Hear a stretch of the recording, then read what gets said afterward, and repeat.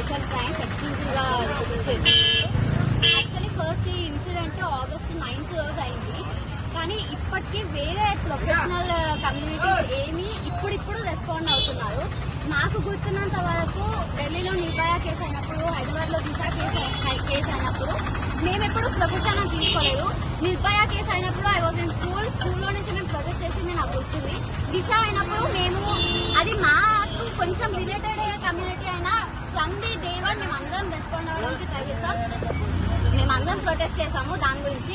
కానీ ఈ యొక్క ఇన్సిడెంట్ ని మాత్రం ఎందుకు ఓన్లీ డాక్టర్ ఇష్యూ లాగా చూస్తున్నారో నాకు అర్థం కావట్లేదు. అండ్ తను ఒక రేప్ అండ్ మర్డర్ జరిగింది ఒక తన వర్క్ ప్లేస్ లో.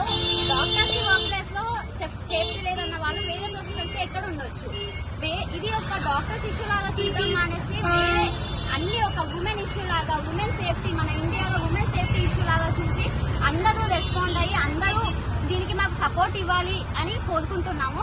ఫస్ట్ ఇది ఇప్పటికీ చాలా వేరే ప్రొఫెషనల్ కమ్యూనిటీస్ ఇంకా రెస్పాండ్ అయ్యి ఇప్పుడు వస్తున్నారు. Thanks for all those things. And ఇంకా అందరూ వచ్చి అందరూ మాకు సపోర్ట్ చేయాలని కోరుకుంటున్నాం. Thank you.